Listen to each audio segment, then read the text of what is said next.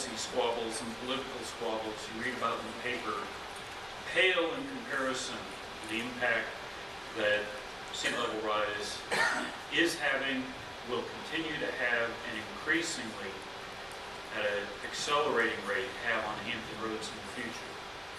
So this is a vitally important issue, and the time to start addressing it is now.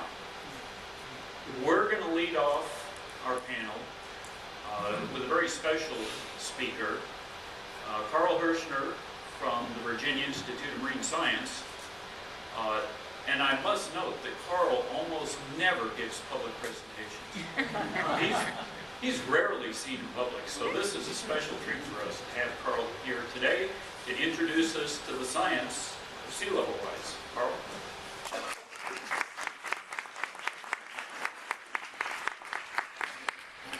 That was Joe's way of giving me a hard time because most of you have seen me so many times and seen all the slides that I've got. Okay. Well, let's see if this. Yeah, that's what we tried. See, I'm not seeing one here, but I'm seeing it there.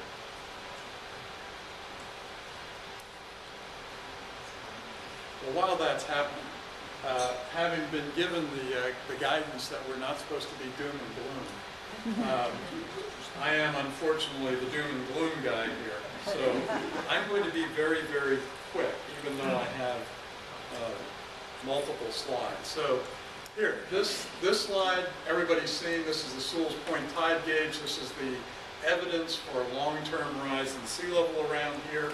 And of course, the stuff that is of greatest interest is the recent record, which is now showing an acceleration in sea level rise. The causes for this, and I'm going to go through these very, very quickly, are more water in the oceans. So that's coming from melting polar ice caps, melting glaciers, and from warming seawater. So as the water warms, it expands. Together, that creates more water to fill the ocean's basins, and we see it as rising sea level here.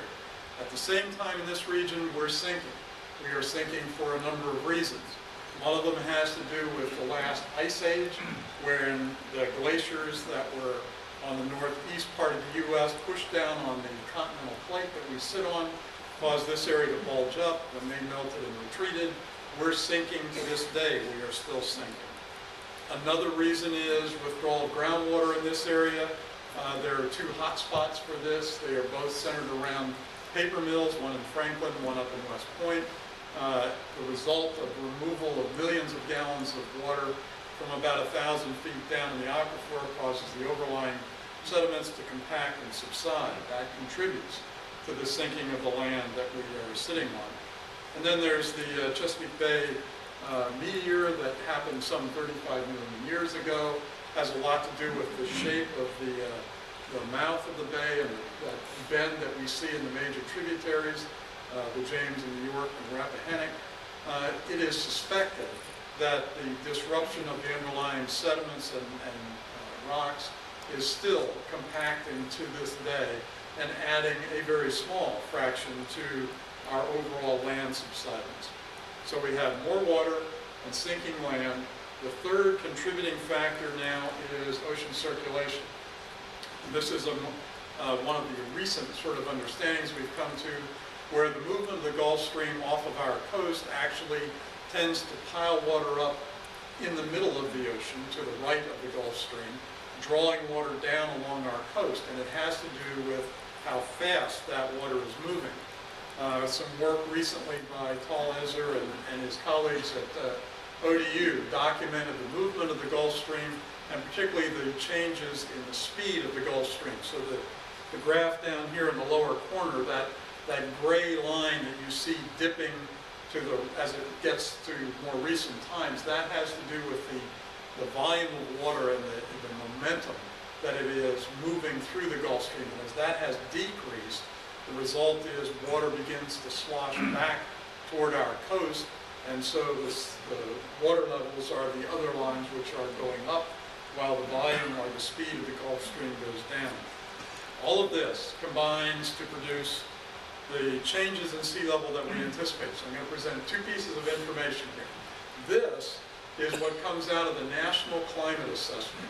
National Climate Assessment is looking at all of the science that's available, and particularly at the models that say, well, if we do this in moderating or controlling greenhouse gas emissions, here's how the Earth's atmosphere and climate is likely to respond, and this is what we think the consequences would be for sea level.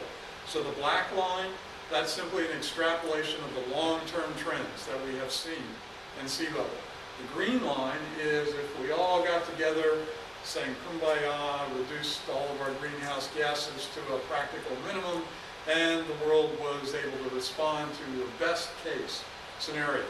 The yellow line is kind of business as usual.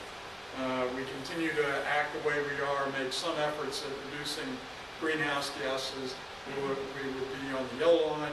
And the red line is just the worst case scenario. If everything heated up, everything melted as fast as it could melt, this is sort of where we think we would be. Well, some work, that was the model predictions. And some people have issues with models, they don't like that.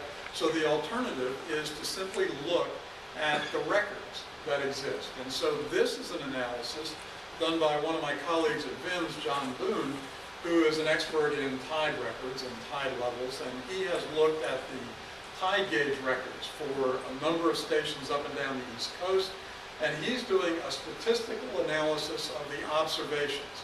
So this has nothing to do with modeling climate and projecting that into the future. This has everything to do with analyzing the record of what we have observed. And what he is showing here, the group of dots that are sort of in the brown band there, those are our local Sewell's Point gauge among them. And what he is showing is that if you analyze the record locally, going back to the early 1900s, there is evidence of acceleration in that record. So it's not just going up, it's actually going up faster and faster. And so, if you take his information and simply extrapolate his observations, you get a projected scenario for 2050 that says sea level is likely to go up. If it just keeps doing what it has been doing, we're going to end up here. And then if you overlay those two, here's the National Climate Assessment, and there's John Boone's prediction for 2050, and you will see that his prediction puts us directly on that yellow sort of business as usual line, which is the one that has us looking at 2.5 feet of sea level rise by 2050, and then considerably more by the end of the century. So if you're a planner and you're looking forward to deep water access at your coastal property, and 2 feet will do you, you're in good shape, trying to end on a positive note here. And so that's all I've got. Now we can talk about what you can do.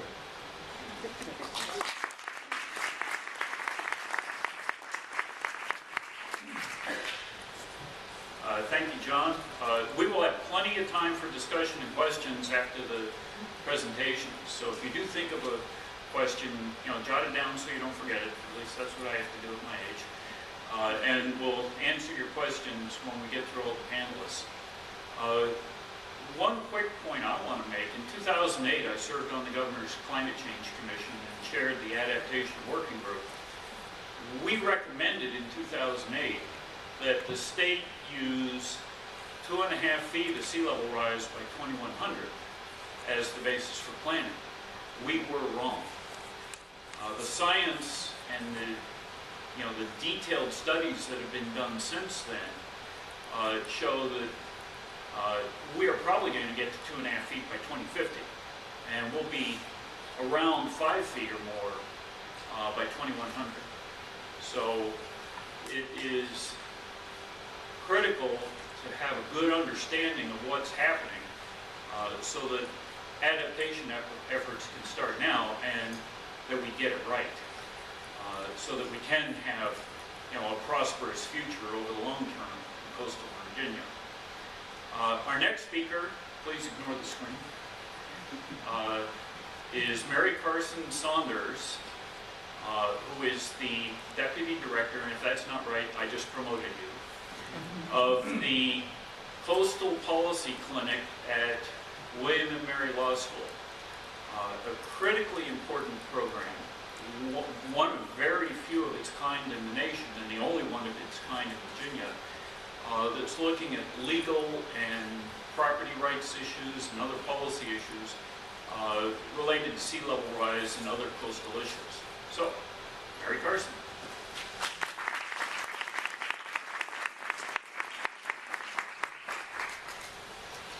Good morning.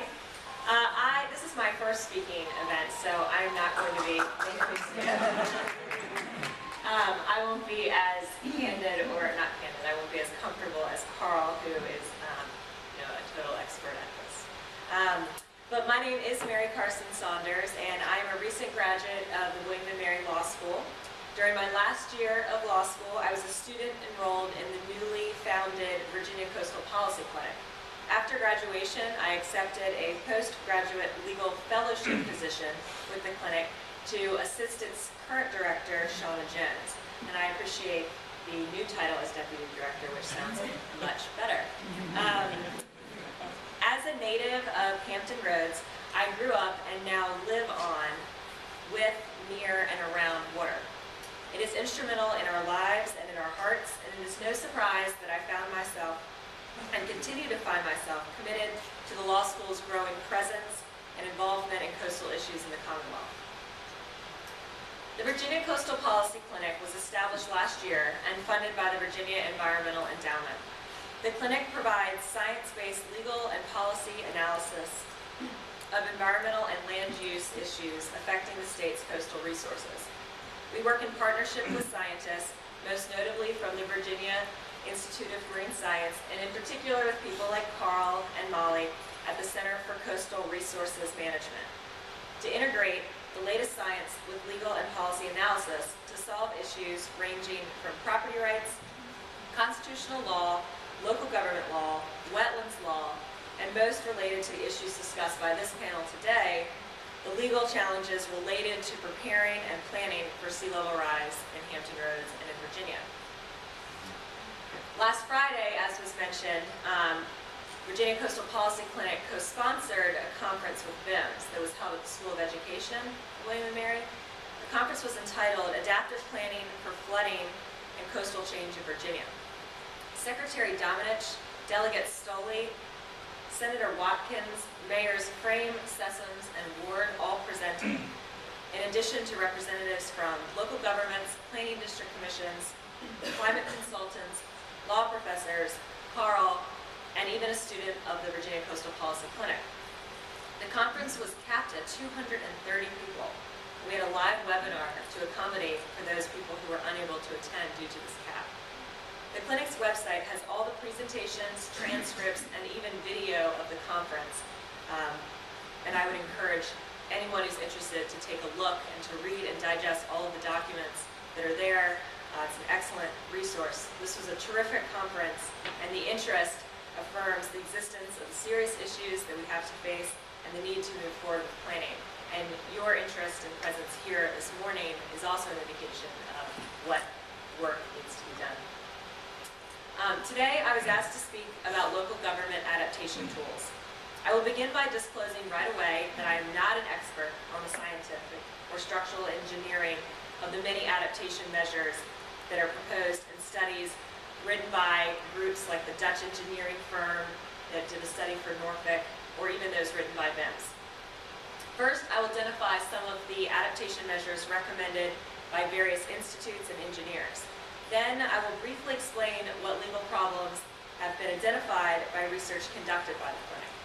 These conclusions are explained in greater detail in the reports written by the clinic students this past semester in the spring, which are also all available for download on the clinic's website.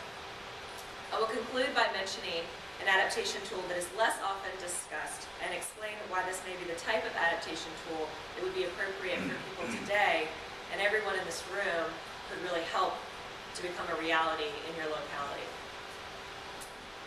So here are some adaptation measures that are circulating around the world of sea level rise planning. Jessica Granis of the Georgetown Climate Center authored a wonderful adaptation toolkit for sea level rise. if you're interested in learning more, is an excellent resource.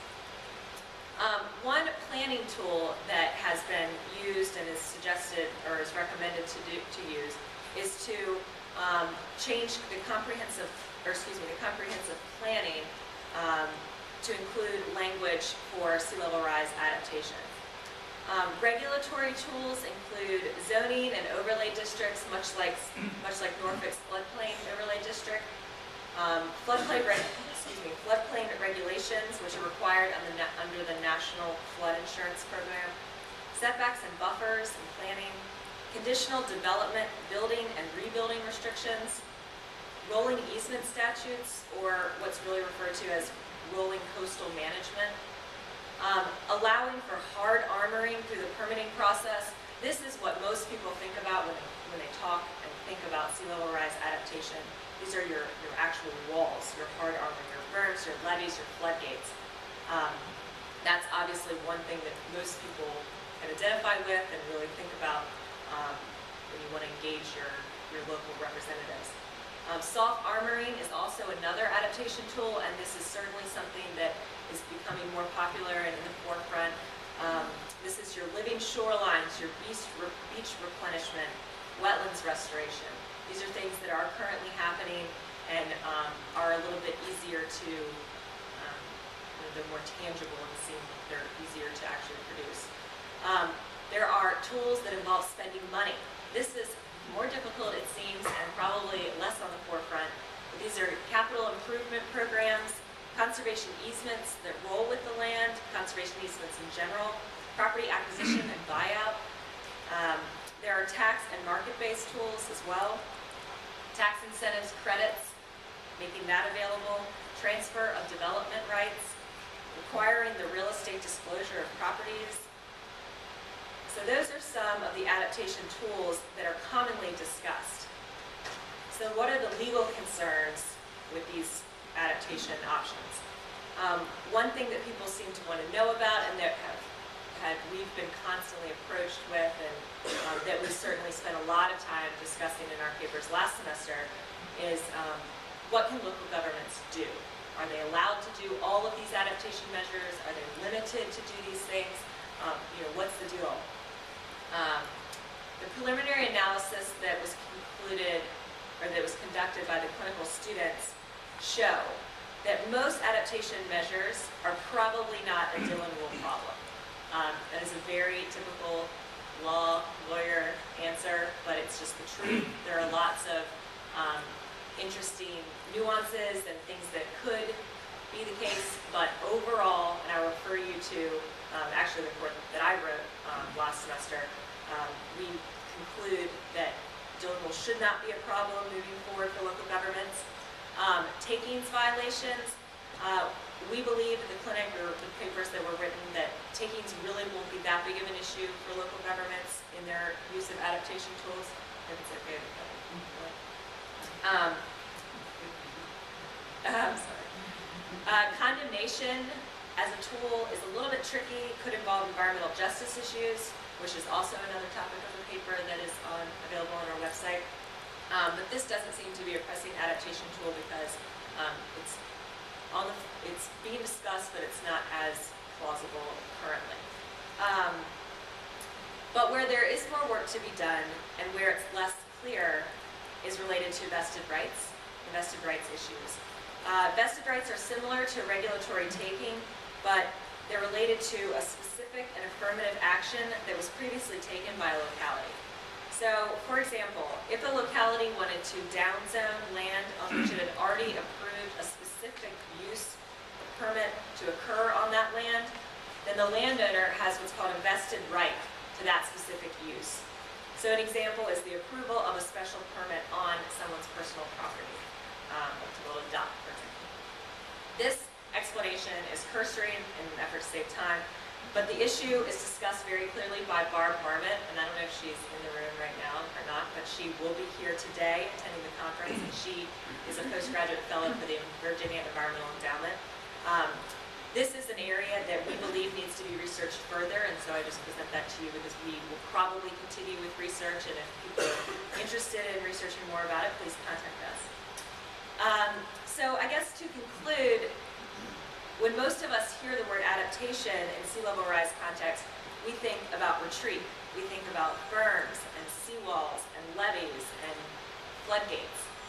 But what we've learned, specifically in the conference last Friday, is that these efforts are long-term and they're very expensive. And while they're certainly on the horizon, they may be less attainable today. Mayor Frame said Norfolk's large-scale adaptation plan that was recommended by Frugro, the Dutch engineering firm, will cost $1 billion. That plan will definitely help Norfolk adapt to the rising waters. It requires all sorts of hard structure adaptation and engineering, but we're not there yet at all, especially with the fundraising and with the awareness. So what I would propose, and what the clinic would propose, is that it may be more useful to think about adaptation at all levels. So for example, localities must update their flooding ordinances to be in compliance with the new requirements under the National Flood Insurance Program. These ordinance updates are one example of an adaptation tool that is already required and on the docket for your local governments. There are many ways that the ordinances can be drafted to include adaptation measures that will improve localities' CRS ratings, which will help protect against losses during floods, and then will ultimately drive down the cost of flood insurance rates, which will affect you and your neighbors. There's a lot that localities can do through the incorporation into these ordinances to improve their CRS ratings. Things like floodproofing homes, elevating homes, installing flood vents, requiring setbacks. These are just some of the things that are already available for CRS credits. In addition to the structural adaptations, there are community and public information campaigns that are eligible for community rating credits as well. This is where all of y'all become instrumental in my life. Outreach projects, like simply educating about sea level rise and what it can mean to you and to your neighbors and to your communities, is one credit right there, or several credits, so I'm not sure of the others. Flood protection information, again, making the information available in community and public libraries, on community organizations' websites, and schools, etc. These are things that are listed as creditable programs, and that's very attainable by you and your community. Publicizing flood protection assistance. This is something that realtors can explain about people who are buying new homes and renting homes. So that's another thing that could be incorporated into your communities. These are actual adaptation measures that are baby steps to the type of adaptation that we think we're ready for. In the clinic, we're going to work with localities to help draft new ordinances. We are not environmental advocates in the same way that many of you are, so we want and need to look to many of your organizations and efforts to start adaptation on a small scale, which has so much more to do with making the large-scale adaptation possible than I think we're all willing to admit. Talk to your FEMA representatives and ask them how you can increase your locality's community rating.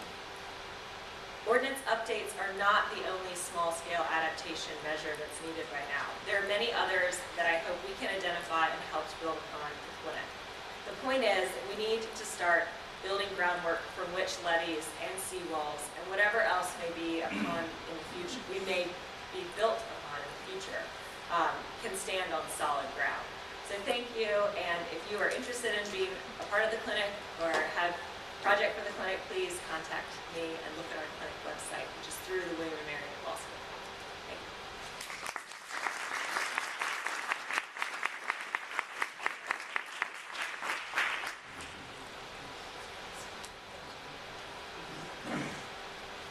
Thank you, Mary Carson, for your first public speaking foray. That was quite good. And don't you think she really deserves the promotion I gave her? Okay, our next speaker is Denise Thompson from the city of Norfolk. And I'm not sure of her exact title, Environmental Program Director, or something like that? Okay. How about Vice Mayor? No. Okay, Denise Thompson.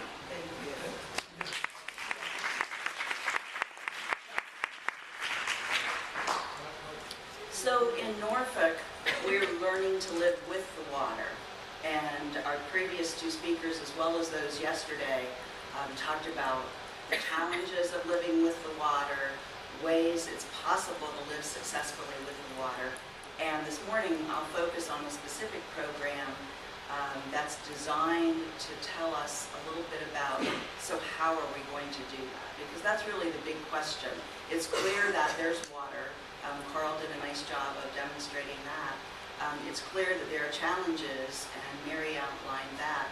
It's clear that there are some solutions. Marjorie Mayfield and Karen and our speakers yesterday described some of the solutions.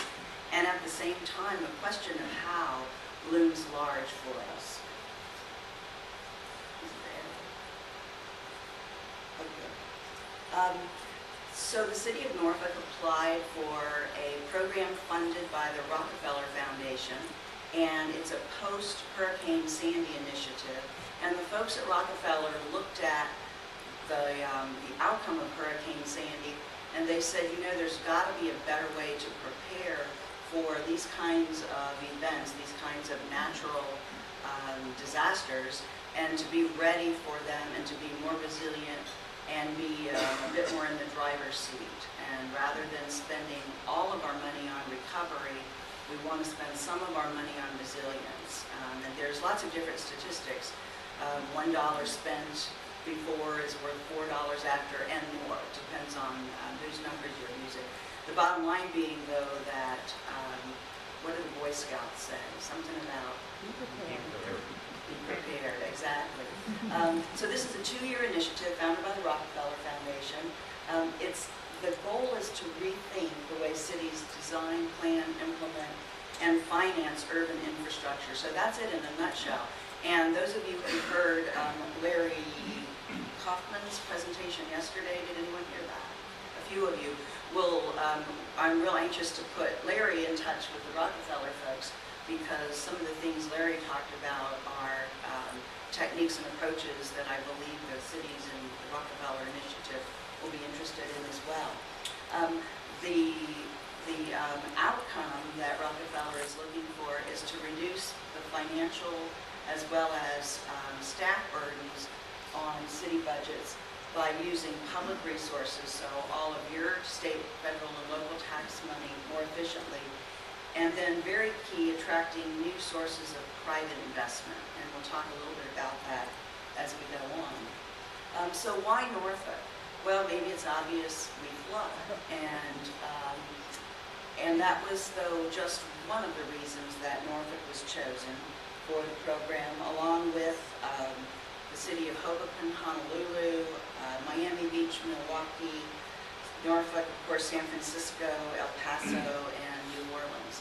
So there were 8 cities chosen, and part of the goal is also to enable us to communicate more directly with localities that have similar conditions with regard to flooding. This is a slide that I borrowed from Heather Wood at the Virginia Port Authority, and one of the characteristics that our city shares with some of the other Rockefeller Foundation cities is that we're an enormously valuable and beautiful natural port. One of the best, if not the best, on the East Coast. And that characterizes the industry that we have in Norfolk. It's one of the drivers of our building patterns, and it is also one of the sources of value in the city, and you'll see how that affects both stormwater as well as water quality. This is a wonderful slide also from Heather, and while the wind lease, that little yellow square in the middle, has moved a little bit, what you can also see is that that port is enormously busy. All of the orange and blue and red and yellow lines are trips in and trips out, and this is on an average annual basis. And you can also tell, if you're a little bit familiar with the coastline, that we're also a major U.S. naval facility with NAS and Naval Station Norfolk, as well as the air station. And of course, course, share a border with Virginia Beach and Chesapeake and Portsmouth and are part of a broader region that's tackling sea level rise. And finally, another characteristic that we share with both our neighbors as well as the 8 Rockefeller Foundation cities is that we are a tourist destination with wonderful beaches, great natural areas, and those sometimes come in conflict, at least on the pure economic equation. And it was brought home to me when I looked at the slide that showed all the trips. Oh, it's kind of dark. Did you do that on purpose? Or did someone lean against it? It's probably the lead building automatically. Oh, it's a lead building. Everybody will do this like you have to do in the bathroom. All right. Well, I know you're out there. Are you okay with this? Okay, good. Oh, it's probably better for you. All right. And so when I look back at the slide about all the trips in and out and the value of the port, and thought back to my days as working with the Water Control Board and testing dissolved oxygen, et cetera, what I realized was for this activity to happen, you don't need high levels of dissolved oxygen. You don't need low levels of nutrients. You can have PAHs in the water. And so if we want to achieve quality environment and a great place to live, to have a good economy as well as a place for plants, animals, birds, and humans to live, we would go back to that first slide where we talked about our goals. So I bring you that to really illustrate what a challenge it is, not only to deal with flooding, but also to deal with water quality when you've got an old port city where people have lived for hundreds and hundreds and hundreds of years. Again, why Norfolk? The city of Norfolk joined with a couple of national and international initiatives and have developed a little bit of a track record in terms of reaching out to partners, potential partners, and others in dealing with things like a low-carbon society. That's the joint declaration with our sister cities of Tacoma and Kitty-Kyushu. We were one of the original signatories on Resilient Communities for America, and then we reached out to the Lafayette Wetlands Partnership, to Elizabeth River Project, to the Bay Foundation, Hampton Roads Planning District Commission, I think Wetlands Watch and others, for support for our application to Rockefeller, and that was very instrumental in. Was it better before? Is that really the lead feature of your building? Okay. Well, you guys are a good audience. You guys are just going with it. So lots of good partners is another reason why Norfolk was selected. Taking you back in time a little bit, the red outline, it looks kind of like a submarine maybe, or a jelly bean with a stick on it. If you look at the part that sticks up of the submarine, that is where St. Paul's Church is in downtown Norfolk, where the cannonball is still lodged in the wall. And that little triangle that points towards Townback Creek, if you'll keep that in your mind for when we go to the next slide, you'll see the relevance of this. It's not a parallelogram, but it's some kind of a O-gram that I guess the mathematicians could calculate. So you can see where the original boundaries of Norfolk were. The shaded part outside of the red is marsh and wetlands, and beyond that is water. And this was in maps drawn in 1682. This is a close-up, but it's that same submarine with a stick on the top of it. And if you look at the point, that little point that sticks out, and there's, of course, St. Paul's Church in the top part, what happened to that creek? If you follow straight out from that point towards, can you see on the corner of Battleship, Wisconsin? I apologize for not having my laser pointer. We put it in the cat toy box and left it there. So, but what happened was, as the demand for land grew, we filled in a lot of marsh, wetlands, areas that otherwise would have been water. And that added on to the factors that Carl mentioned are part of what create such a challenging situation for Norfolk. So everything below the yellow line in the other picture was marsh, and now it's park, right, and tunnels and bridges and buildings and some wonderful structures, and at the same time, we need to figure out how do we balance that with the need for water quality and with the need for flood control, or living with the water as we learned from the Dutch. Just a little bit about results. This is a photo from 1902, and that is Townback Creek, where now we've got a street, and that little bridge is, believe it or not, Bush Street.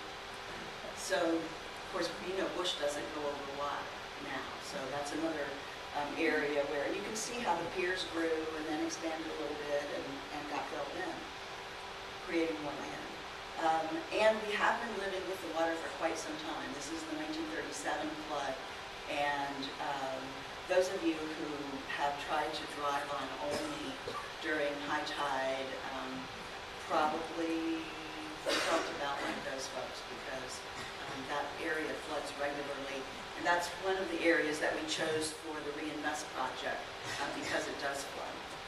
Alrighty, so Norfolk has developed a flooding strategy, 4 points, and you can find out lots more about this on our website, with the idea being to plan with some of the techniques that Mary talked about, to prepare, we talked about that earlier, to mitigate where we can, and most definitely to communicate.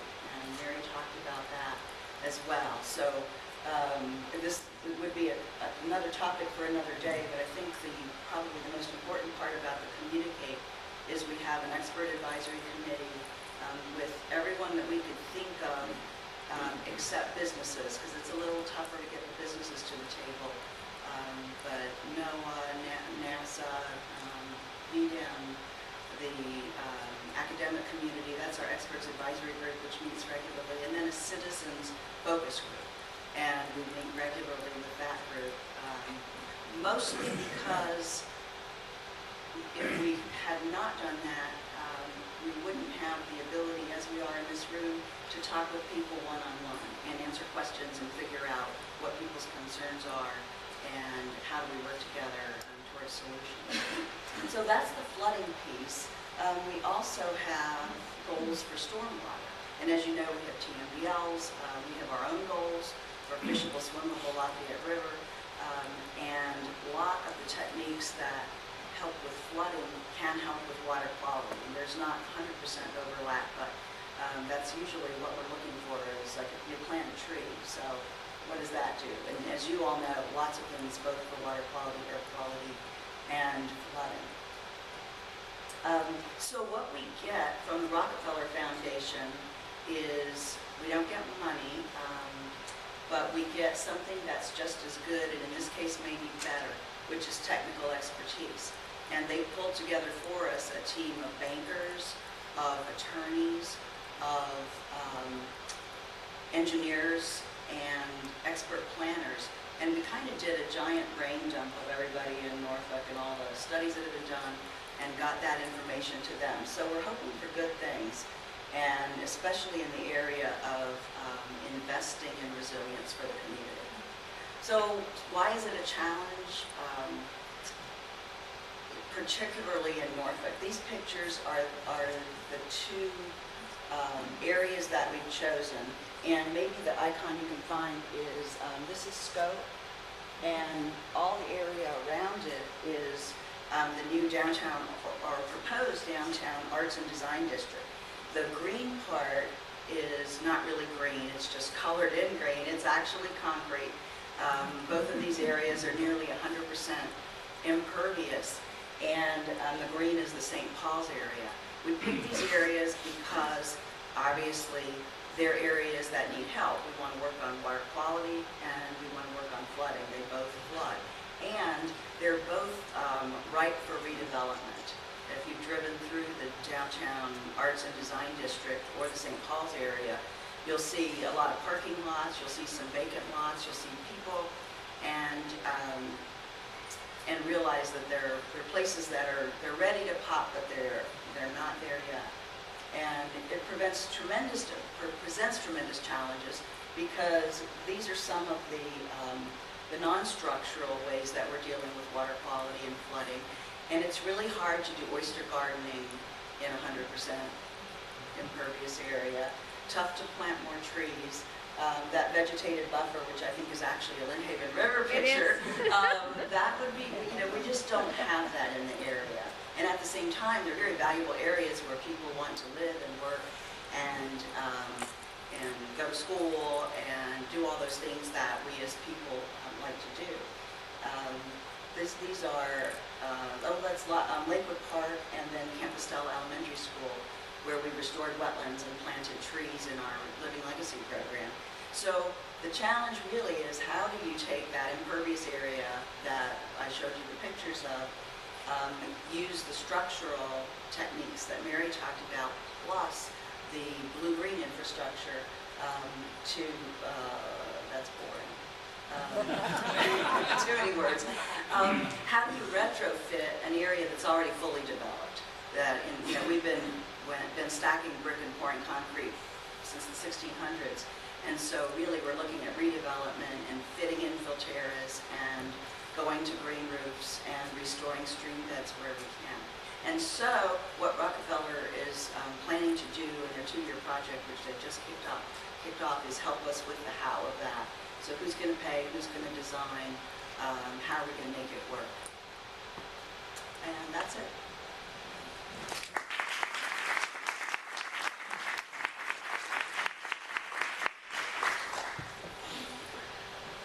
Thank you, Denise. Next on our agenda is Clay Burnick, who is the head of the Virginia Beach Environment and Sustainability Office. Did we get that right? Good. Clay.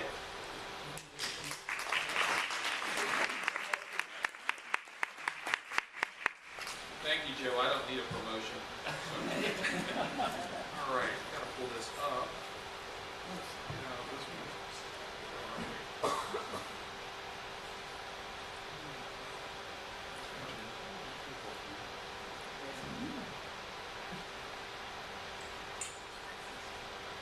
Is everybody okay? Need to stretch? Maybe you will after I go through these slides. I'm going to take you on a very fast whirlwind. It's time for a morning wake up exercise routine. Pretend this is your exercise video, and if you need to move while you're doing this, I'll know you're awake. There you go, Skip. I like that movement. And if you can't physically move, at least move your mind, because I'm going to take you on a pretty quick trip on some of the things that we're doing in Virginia Beach. What is sustainability? There are a lot of different definitions out there. At the risk of going to jail, I use the UN definition at the bottom. Meet the needs of the present without compromising the ability of future generations to meet their own needs. Another way to put it is, and I like this analogy, don't eat your seed corn. We're farmers out there. As we put together our sustainability plan in Virginia Beach, which I'm going to talk about first and then kind of broaden out to how that affects what we're doing with sea level rise issues, we looked at 7 basic principles. And we're going to start through those just as a little academic exercise. The 3 pillars of sustainability in most communities' plans are a fiscal or an economic piece, an environmental piece, and a societal, social, cultural piece. Those need to overlap. And that's when you know you're really reaching sustainability, when you have balance between those. We also tied our plan to something really going back in time. How many remember the old 4 laws of ecology? Okay, very quickly. Everything's connected to everything else. Everything must go somewhere. Nature knows best, and in spite of whether you think you're getting a free lunch today or not, you're not. There is no such thing as a free lunch. Everything you do has to have a reason behind it. So, those 7 principles kind of gave the foundation of what we wanted to look at in our planning to be a sustainable city, equating to a healthy city, a resilient city, an adaptive city. All those different kind of terms work together. So in our process, over on the left there is a copy of the cover of our plan we adopted this past spring. It's called a Community Plan for a Sustainable Future intentionally, because this is not a city plan. This is a community plan because the intention is it's not just the direct city actions, but but to serve as a way to organize our thinking as a broader community in Virginia Beach of what we do with the private sector, with homeowners, with businesses, with nonprofits, with federal people, with state people, with different landholders, whatever it might be. The plan was a lot of work, and I'm not going to read through all of the items there on the side, but needless to say, many people in this room, Joe among them, Karen Forget, Lynn Clements from the aquarium, I could go on and on. We had a lot of different people weigh in on the document. There was a lot of angst at first of doing a sustainability plan in Virginia Beach. Just what is it? How does it fit into every other plan we do? Are we just duplicating our efforts? How does it relate to some things the city was doing in terms of visioning? The mayor appointed a group to create a vision for what the community would be in 2040. So as we worked through this, what we came up with was kind of a framework over here of how the plan would work. And vision sets the city's vision of where we want to be as a community when we only have about 1.5 feet of sea level rise, maybe instead of 2 feet by 2040. The sustainability plan is more of a filter or an ethic or a value-based way of looking at our decision making. So the things that we do for our other plans and policies and implementation projects is how do we look at those in light of being adaptable, resilient? How do we put all that together? Another way of looking at it would be if you're doing a typical budget or putting together a capital improvement program, one of the first things you look at is we want to make sure that our plan is financially sustainable. We have enough tax revenue coming in to make that happen. That's one aspect of sustainability. What we're talking about here is trying to broaden that out to say, when you're making your longer range plans, is it fiscally responsible? Is it environmentally responsible? And is it responsible to your client, the public, the culture, the values that you as a community think are important? If you can pass the test on those, move forward. If you can't, maybe it's a time for a timeout and to rethink before you go too far down the road on a project or a study or in a direction with the community. The plan itself is organized around elements. They're all kind of relayed up there at the top. We have a good website where you can pull up the document and get more information. It's called vbgov.com/sustainplan. We didn't put sustainable, got a little long. But anyway, each of those elements has a vision statement with it, a series of goals, and then objectives of where we want to go in the near term. Total of those is 104 objectives. That's a lot. And we are in the process of developing performance measures for those. So in our first year work program, I'm not going to read through this so much, but our office is going to serve as a clearinghouse to collect things that the city already collects in terms of data on where we are, metrics of achieving this plan, as well as what the community is doing, trying to pull in those private things, nonprofit things, and then coordinate those actions so that we show some alignment. And where there is disconnect, we think we're going to be able to make some recommendations on how to improve that. Part of this process will include council appointment of an advisory committee to kind of oversee plan implementation and to give periodic reports back to city council on, are we on track? Do we need to ramp it up in certain areas? Do we need to achieve balance better? So, in the context of sea level rise, some of those words I was already using, resiliency, flexibility, survivability, capacity to endure, ability to recover readily from adversity or the like, buoyancy. I guess that's a good word for sea level rise, buoyancy. Virginia Beach is a water city too, not to the extent as the city of Norfolk or Portsmouth or Hampton, which were our core cities in the region, because a lot of our area was and is still rural.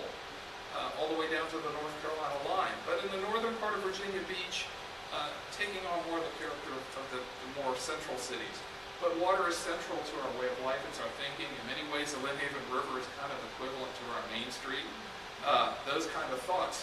And we rely on those waterways for a lot of different things. Recreation, industry, the military, tourism, you name it. All those things kind of come together there. So, we have a series of plans, and those all help to kind of shape where we're going. Our comprehensive plan will be going on update next year, and we look forward to working really closely as we go forward with Mary and the folks at William & Mary, trying to incorporate a lot of those ideas into our new comprehensive plan. We're also looking at other things, and I urge you to take a look outside. Mark Shea, our transportation planner, has a display set up for where we're going with our strategic growth areas, trying to focus development in the future into a core that for the most part is outside of areas projected for sea level rise. We're going to have to do some tweaking on that. And also we're looking at a light rail corridor. Last week at the conference, Mayor Frankham and Mayor Sessoms and Mayor Ward from Hampton, all three of them came together, and our mayor mentioned how we're looking at light rail as a way to help start to address in a significant way for the long term where Virginia Beach is going with greenhouse gases. Just the fact that Virginia Beach has moved to this point of doing planning and thinking those things interconnectedly is a significant change for us. It's a bellwether point, and we think that's a thing that we want to see move forward. And our existing plans and our regulations will be going through refinement to do that. The comments that were made earlier this morning about changes to floodplain regulations and FEMA requirements, we're in the middle of that right now. Just as an example, we were looking at maintaining our current freeboard between the base flood level and structure elevations. It's now at 1 foot, and last week our city leadership said we're going to take it to the public and call for 3 feet. So those kind of changes are happening quickly. As a teamwork approach, we have a lot of boards, commissions. I'm not going to read, this is a boring slide too, right, Denise? But anyway, along with that, there are a lot of things that we're doing in our process and our organization and the groups that we have, both public appointed groups like Wetlands Board, Beach Group that's appointed, but we also have internal work groups. We have a Clean Waters Task Force that brings together city group agencies and public agencies, nonprofits, to start forging a cooperative framework. That's a way to go forward with teamwork. You get better ideas when everybody's around the table. A lot of data, a lot of reports that we rely on from VIMS, from Hampton Roads Planning District, from things we generate internally. But these are all great as long as they don't stay on a bookshelf. So what we're trying to do is work with all those different partners and putting together what our strategies will be and starting to address some of these kind of issues that you see up here on the slides. Some of the things that we've identified, and the mayor brought these out last week, I wanted to bring them up because I think they're really significant, of recommendations that we would like to see as a region and that we want to encourage from the Commonwealth. A stronger leadership role in flood and sea level rise management, identifying a champion agency at the state level to play a coordination role, and to serve as a resource for localities and the federal government to partner together. We don't need to reinvent this wheel 25, 30, 50, however many times. We need to learn from each other and make that happen with the state taking a role. Taking ownership of the integration between localities and the federal government. We're kind of out there on our own right now on a lot of that. A comprehensive and coordinated approach to flood control. What works in one community may work in another, but as equally what works in one community could work to the detriment of another if we don't kind of work together. Water knows no political boundaries. It's kind of like wildlife. It goes where it wants to. We need to forge a better way of identifying and collecting and analyzing our data on recurrent flooding or sea level rise or whatever political term you want to call it. We're all dealing with it. And then I guess last down there, we need to look, and I think the work at the Center at William & Mary is a key in this, of how we can identify what legal and policy barriers localities have.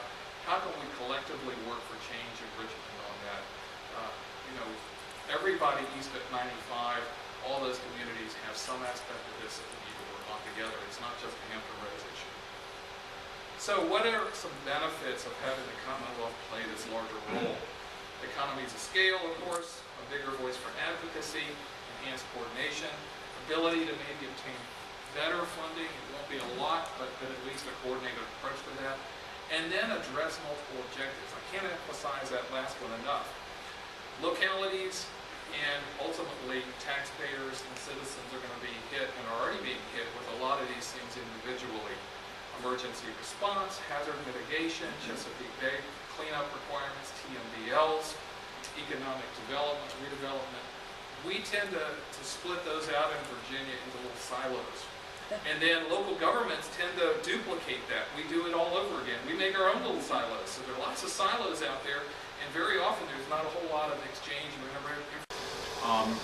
First, I wanted to note very quickly, as you've heard in a couple of the presentations, up to this point, the Commonwealth has been a significant barrier to progress on sea level rise and climate change in general. If you search through the Code of Virginia, you will not find sea level rise, climate change, greenhouse gases. And the only place you'll find the word green is with stoplights. If you utter the word sea level rise in the General Assembly, you get hauled off to the coal mines. But just recently, and the credit goes to Jim Reddick, the emergency manager for the city of Norfolk, the Secure Commonwealth panel decided to set up a sub-panel to address sea level rise. Now, because the coal industry owns Virginia, the panel is set up to address recurrent flooding. I'm on the Secure Commonwealth panel. I've been on it for years. That is a major breakthrough. It builds on the study that VIMS did, the excellent study they did. And it's going to start addressing first the emergency management issues. But the charter is broader than that, to look at what decisions are being made that impact emergency management. For example, are the roads and bridges and tunnels built to withstand flooding, which could be critical for evacuation. So there's a lot of infrastructure issues, a lot of management issues related to where people live and how buildings are built that impact emergency management. So our first meeting is next week. Major breakthrough. The first time since the Governor's Climate Change Commission, which the current administration tried to purge from existence and was only saved by Wetlands Watch. But the first time this administration and members of the General Assembly have been directly involved in studying adaptation to sea level rise. So there is hope. Now, still no attention to mitigation of greenhouse gases, but at least one aspect of it is on the state agenda now. If I can figure out how to work this.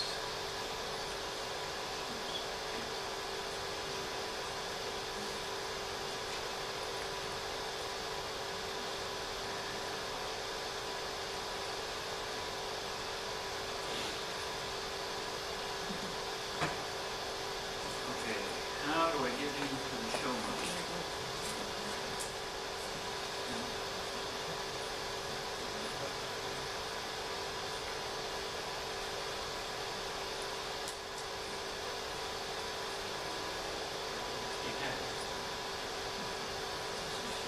Okay. I'm going to talk a little bit about the national security aspect of sea level rise. That is Naval Station Norfolk, the world's largest naval base. The ships in that picture alone constitute the world's largest navy, not even taking into account the rest of the U.S. Navy. 5 aircraft carriers, I think 3 helo carriers, and a bunch of other ships. So critically important facility for the U.S. Navy, and also critically important to the economy of Hampton Roads. You've probably heard that federal spending is about 47–48% of the regional economy, and the bulk of that is DOD, and the bulk of DOD is Navy. So very, very important to national security and to the economy of this region. I want to make the point that unlike Congress, unlike the General Assembly, the Department of Defense and the Department of the Navy take climate change seriously. The Quadrennial Defense Review lays out the defense strategy for the next 4 years. It contains a chapter on climate change and the impact it's having on national security. U.S. Navy has had for years a climate change roadmap to talk about what the Navy needs to do to adapt to climate change and play its role in mitigating greenhouse gases. The Naval Studies Board, which is part of the National Academies of Science, has studied climate change and the impact on national security and the Navy's role in national security in great detail. And that's factored into Navy strategic planning. The Center for Naval Analysis, one of the leading operations research institutions in the world, has done groundbreaking studies on the impact of climate change on national security. And then in the Department of Defense, the Strategic Environmental Research and Development Program is assessing military bases around the world and their vulnerability to sea level rise. They've already done Naval Station Norfolk, and they've done several other bases around the country. And they, as their funding level permits, they're going to do these assessments of all the bases. They're addressing the policy issues. What investments need to be made to protect the bases from sea level rise. So despite all the controversies you read in the press and all the propaganda you hear from the climate change deniers, remember that the Department of Defense and the Department of the Navy, which are not known as a bunch of liberal tree huggers, take this very seriously and are factoring it into their strategic planning and their planning for the future of military bases. Hampton Roads, home to a lot of military bases and federal facilities in blue. In green, those are non-DoD facilities. They're primarily swamps, although the Jefferson Lab isn't a swamp. They colored it wrong. And as you can see, a lot of them are on the water. That shows you how vulnerable they are to sea level rise. I've circled some of the major bases in the area from north to south, Fort Eustis, Langley Air Force Base, and Nassau, which is right next door. Naval Station Norfolk, Little Creek, out on the coast, the Dam Neck Annex, the Coast Guard Base, the Naval Hospital, and the Naval Shipyard. All very, very vulnerable to sea level rise. And DoD and the Department of the Navy have no choice. They must address this in their planning, and they've started doing that now. Quick look at Naval Station Norfolk. When I was commanding officer, this is what we were doing. Sea level had risen about a foot since the base was first built in World War I. The piers were all built at the level of the original piers in World War I. The utilities, electrical power and water, etc., are suspended beneath the deck so that the deck is clear for cranes and maintenance vehicles and to deliver supplies to the ships. As sea level rose, we had more and more problems with inundation, and high voltage lines and seawater don't mix very well. So we're having increasing problems with outages of those services, which are critically important to the ships. The ship in port isn't sitting there idle. They're training, they're doing maintenance. An interruption of those utilities has a significant negative impact on their ability to be combat ready for the next deployment. So the Navy came up with a very innovative design, double-deck piers. A lot of factors went into the design, but one of them was the utilities are 21 feet above sea level. Very good design overall, but I will admit at the time we didn't know what we were doing. We knew we were adapting to 1 foot of sea level rise that had already occurred, but we didn't know and didn't plan for what was going to happen in the future. We know that now. Navy knows that now. There are specific design features that are not adequate for what we now know is going to be the sea level rise.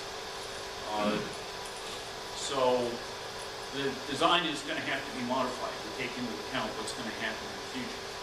But the basic design provides a good foundation for adaptation. There's one lesson from this that's applicable to all the communities and a lot of businesses. Infrastructure wears out.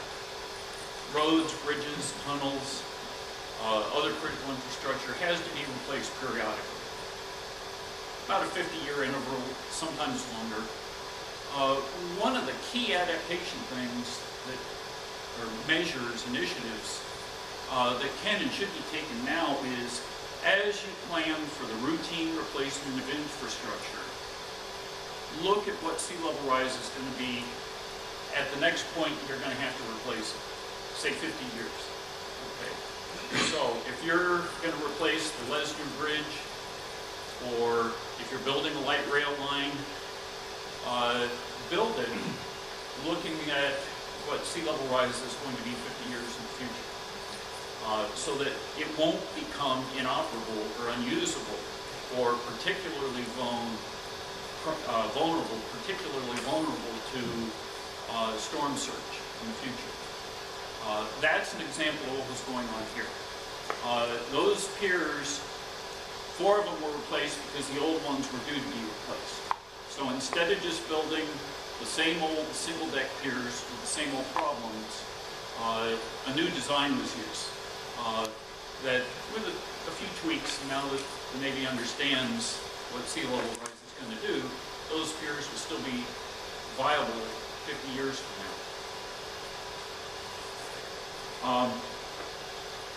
A couple of pictures to show what we now know that we didn't know then.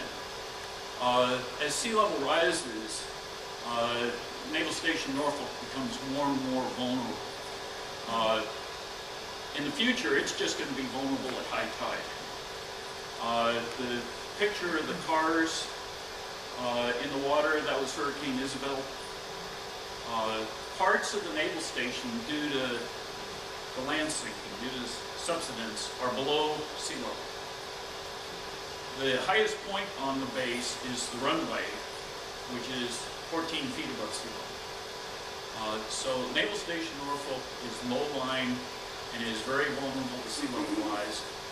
The Army Corps of Engineers did a wonderful study, very detailed study, probably the most sophisticated study of the impact of sea level rise ever done. It allows prioritization of the investments that need to be made to adapt to sea level rise. One of the things they discovered is infrastructure ashore is a bigger concern than the piers.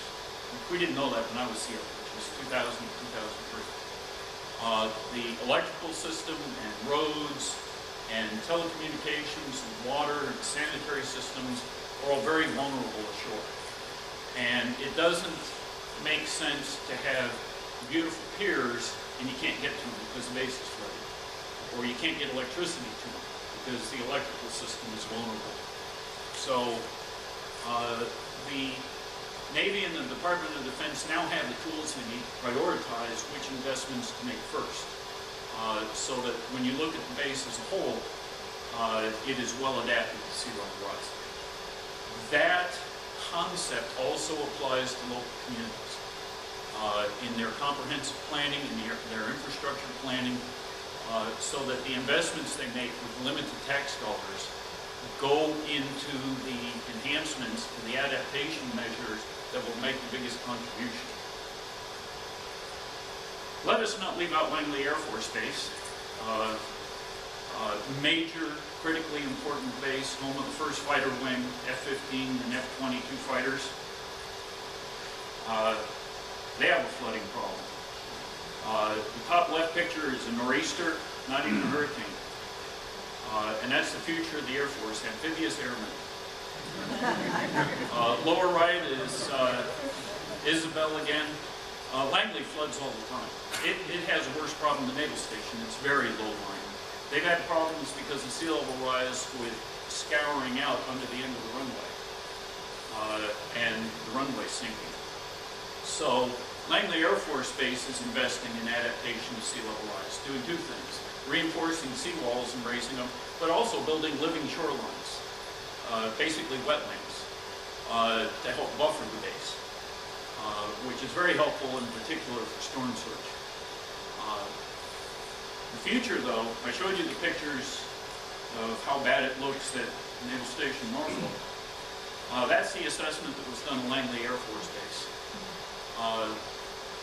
The title there is from the study. the Air Force, like the Navy, all of the Department of Defense is going to have to make very serious investments in adaptation to sea level rise. I want to end this by talking a little bit about the trade-off between mitigation, which is reducing greenhouse gas emissions, to at least slow down the rate of climate change. And this is a very important trade-off, so please remember this. Mitigation, the actions you take to reduce greenhouse gas emissions, help grow the economy. They create new jobs, they create new industries, they create new economic opportunities in efficiency, in renewable energy, in all those areas. Adaptation can only minimize economic loss. Adaptation does not grow the economy. All it does is minimize loss. So there is a trade-off between adaptation and mitigation. We need to be doing both now. We need to get serious about mitigation, and as Norfolk and Virginia Beach are already doing, we need to get serious about adaptation. Otherwise, Mother Nature will adapt for you. The ultimate adaptation strategy is abandonment. That is not good for the economy, it's not good for quality of life, certainly not good for tourism. That photo is a house on what used to be an island in the Chesapeake Bay. The islands in the Chesapeake Bay are disappearing because of sea level rise. And that is an example of, I don't know what you would call it, forced adaptation or Mother Nature adapting for you. If you're not proactive about it, you lose the opportunity to make the investments and do the planning that protect the future of your community and ensure that you will have a prosperous, vibrant community with a good quality of life. If you don't do that, then you will face the crises and you will adapt through abandonment. And that is not what we want for the future of our communities. So, a slide I took from a presentation by the Oak Ridge National Laboratory. Those are the scientists that helped build atomic bombs. Again, we're not talking about a bunch of environmental activists, but hardcore physicists and other scientists. This is the view they take. Manage the climate change, adapt to the climate change that you can't avoid, but then mitigate to avoid the climate change that we just can't adapt to. If we are content to live with business as usual, the magnitude of climate change could very well exceed our ability to adapt to it. We don't want to end up in that situation, especially not here in coastal Virginia. So we need to do both. We need to mitigate and we need to adapt. The time to do both is now. Both our congressional delegation and your representatives in the General Assembly need to get that message so that we start taking positive action that will ensure the economic health of the Commonwealth and coastal Virginia into the future. Thank you very much.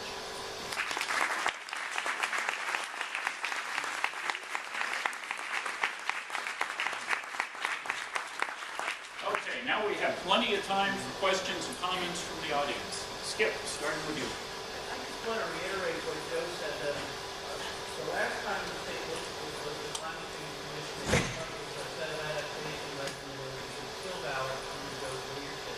As Joe mentioned, you won't find it on the state website any longer. We rebuilt it on our server that we can put it down. But there is an annotated set of adaptation recommendations that are still valid. Talk to Joe, talk to me, talk to Andy Dennis, talk to Chris Pollard. Chris was on the commission. And the reason I stood up is I want to acknowledge that in this room we have one of the best minds on climate change for the last 50 years. Who was a member of the commission. Jack Gibbons what we created the National Lab. Don't you director, Jack? Yeah. Yeah.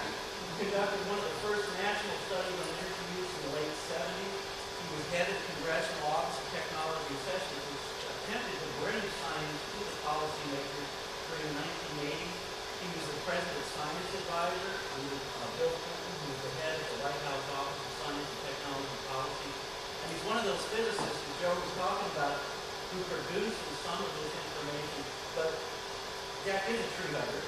He's Virginian and he's here, and really, he represents, like I said, 50 years of work on climate change. So you need to talk to Jack as well and find out what is going on and what we need to do. I just want to acknowledge Jack here.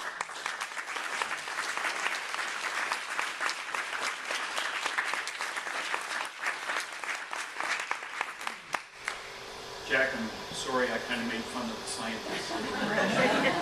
They're doing the right thing, and they're making a valuable contribution to our national understanding of these issues. Way in the back. I know that the term abandonment is a very word environment, but for the Air Force, they don't have to be near the work. You can fly a jet pretty fast, inland to the coast. Is anybody at the command at Langley Air Force Base thinking about possibly moving Langley so that we don't have to spend all this huge amount of money in the future? They can move the thing 70 miles away, and there are pieces of No one at Langley is thinking about that. They don't want to.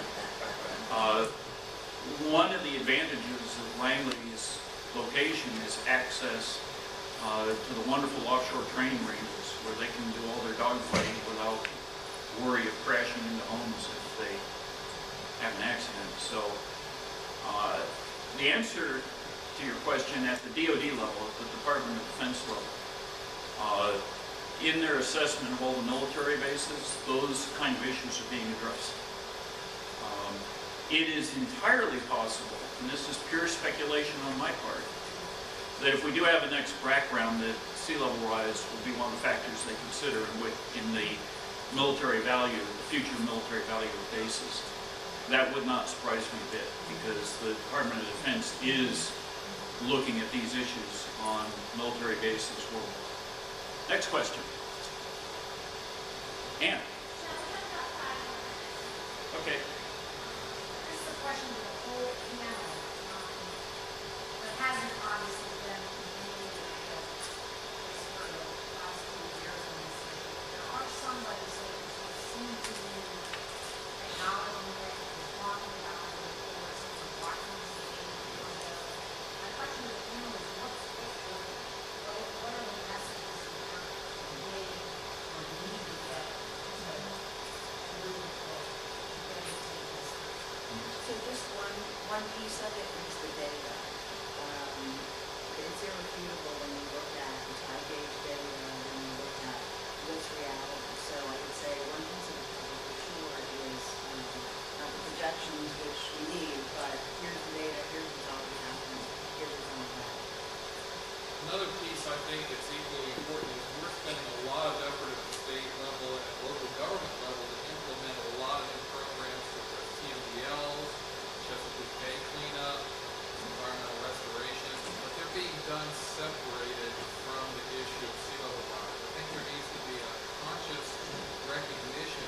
Many of the things that we're committed to do by federal legislation and state legislation can also benefit us in other areas if we start thinking outside the box. And I think that's where the leadership and the coordination comes.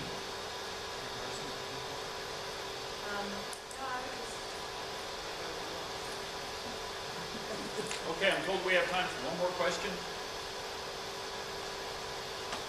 Yeah, I just want to commend the panel, excellent presentation.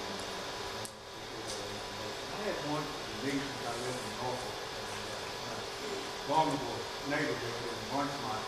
And I know she mentioned the target areas that you're looking at first is the Arts District and the St. Paul. And you mentioned the redevelopment. you didn't say anything about neighborhoods. Joe brings up a good Yeah, point. right. We're actually, we do have plans, and have done a lot of analysis and some engineering studies on The Hague, on Pretty Lake, on Masons Creek, on Larchmont. They're not part of Reinvest. So for this morning's presentation, I just focused on Reinvest, but there are plans for the parts of the city that are already developed and have serious development. I'll be looking forward to that, because it seems like development seems to be the primary mover for businesses and not for residential, which is the primary tax base of the residential properties in the city. No, you're right, and we're looking at some really big plans to protect the entire area, entire watershed area of the Lafayette, because people live there, and they've been dealing with flooding for a long time. I'll be looking Both forward. hardscape as well as the softer shoreline. Okay, I did see one other hand, so I'm going to defy the conference directors. Lynn? I am reading a book called Metropolitan Revolution. It just came out. It's by the Brookings Institute, and the author is Tax Kate, A-T-Z. I would highly recommend it. What's so wonderful about it is it's talking about the feds not helping us, the state's not helping us. We have to help ourselves as a region. And, I was so happy to see you all talking about working together on a regional basis. We really have to do that to make this work. So I highly recommend you read that. It really gets you jazzed about working together, trying to figure out ways we can all work together. It's called Metropolitan Revolution by Tax, and it's from the Brookings Institute of the book. Okay, I want to thank everyone.